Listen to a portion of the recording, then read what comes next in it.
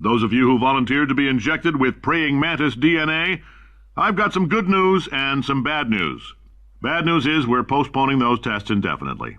Good news is we've got a much better test for you, fighting an army of mantis men. Just a heads up, that coffee we gave you earlier had fluorescent calcium in it so we can track the neuronal activity in your brain.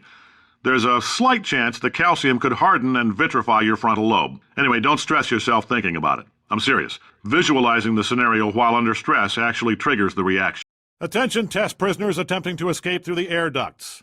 I don't know what nonsense you learned on TV, but in real life, air ducts just go to the air conditioning unit. It's also pretty dusty, so if you've got asthma, chances are you're going to die up there. And we'll be smelling it for weeks because, again, the air ducts aren't a secret escape hatch. They're how we ventilate the facility. Oh, in case you got covered in that repulsion gel, here's some advice the lab boys gave me. Do not get covered in the repulsion gel. The lab boys just informed me that I should not have mentioned the control group. For this next test, we put nanoparticles in the gel. In layman's terms, that's a billion little gizmos that are going to travel into your bloodstream and pump experimental genes and RNA molecules and so forth into your tumors. Now, maybe you don't have any tumors. Well, don't worry. If you sat on a folding chair in the lobby and weren't wearing lead underpants, we took care of that too. Just a heads up, we're going to have a superconductor turned up full blast and pointed at you for the duration of this next test. I'll be honest, we're throwing science at the wall here to see what sticks. No idea what it'll do. Probably nothing. Best case scenario, you might get some superpowers. Worst case, some tumors, which we'll cut out.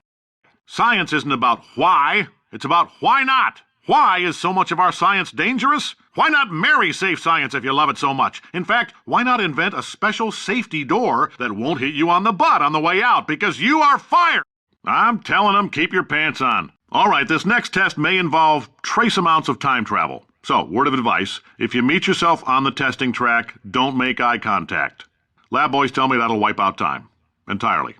Forward and backward.